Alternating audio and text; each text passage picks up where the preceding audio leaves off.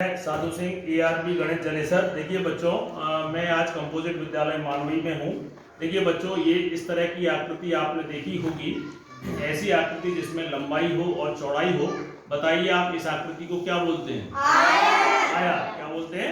आयत। यह एक द्विविमीय आकृति है ना। अब यहाँ पर हम इस, जैसे ये आपको आयत है, ये आपका क्या है? आयत। अब देखिए, इस आयत को मैं मोड़ करके एक ऐसा रूप देता हूँ, ठीक है ना। इसको मैं ऐसा रूप देता हूँ तो ये जो आकृति बनी, ये पाइप, आपने पाइप देखे? पाइप ऐसा ही तो होता है।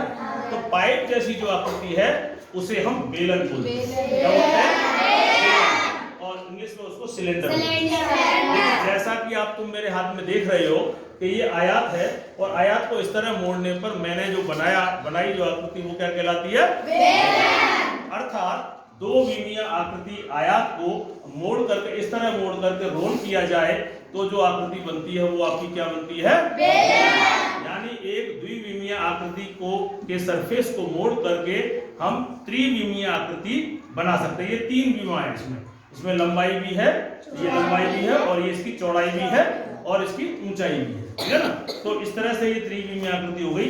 अब देखिए, क्योंकि हमने इस आयत को मोड़ के ही एक बेलन बनाया है, इसलिए इसका क्षेत्रफल, आयत का क्षेत्रफल आप क्या जानते हैं? आयत का क्षेत्रफल क्या होता है? लंबाई गुणा चौड़ाई।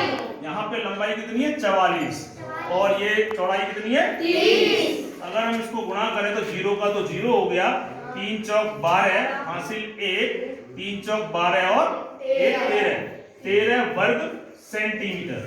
क्या होगा? 1320 वर्ग सेंटीमीटर।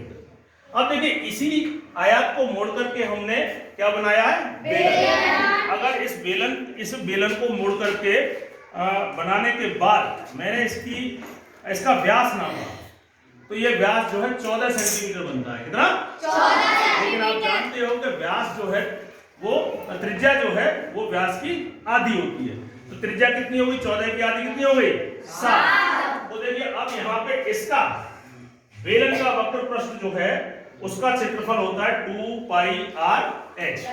2 तो ये हो ही गया, पाई का मान हमेशा कितना होता है? 22/7, और त्रिज्या अभी हमने नापी, कितनी निकली? r की जगह 7। और ये जो वाला हिस्सा है, ये वाला हिस्सा, ये जो इसका जो 30 था ना, वही बेलन का h क्या बनेगा? 30। h भी कितना बनेगा? 30। तो हमने 30, तो ये 7 से 7 कट जाएगा, 2 गुणा 22 हो गया 44 गुणा 30, यानी कि 0 का 0, 3 चौक 12 हासिल 1, 3 चौक 12 और 1 13।